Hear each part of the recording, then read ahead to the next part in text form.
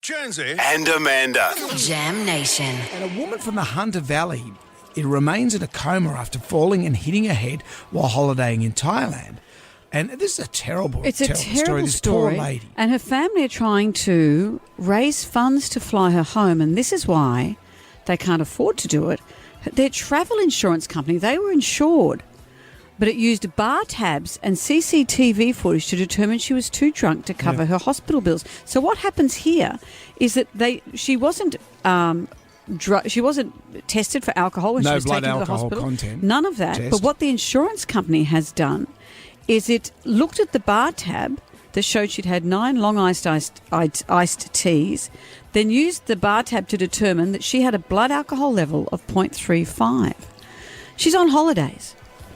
I assumed your travel insurance covered you no matter what happened, unless you had a level of if you're driving or doing something like that. But the insurance companies say that they won't cover you if you're the insurance company's product disclosure statement suggested that the blood alcohol concentration of 0.19 or above, that's 4 times the legal driving limit, would void an insurance claim.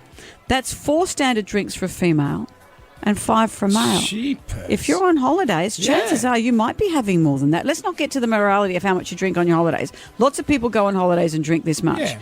So apparently, this is what most insurance policies say. And you look at the footage of this poor lady. She's fallen. She mistook a balcony for a step. Like she's and wasn't aware that there was a fall on the other side of it. Yeah, the poor thing's fallen down. But that, to me, looks like that could have happened to anyone, no matter how many drinks you had. Well, this is most travel insurance policies have an exclusion along the lines of this.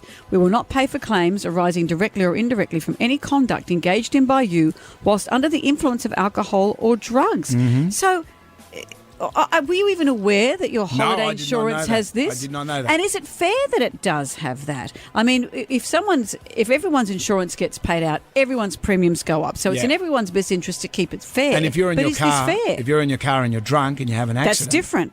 Your car's not covered, but your green slip will cover you and who else you kill.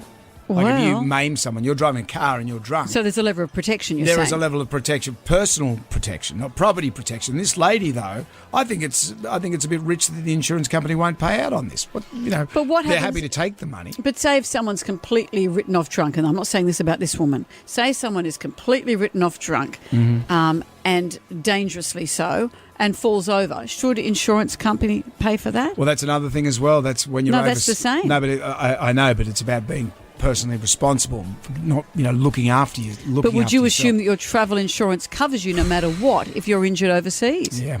And well, you look at it this way: if you had an accident overseas, and if the insurance company said, "Was there alcohol involved?" would you be saying yes?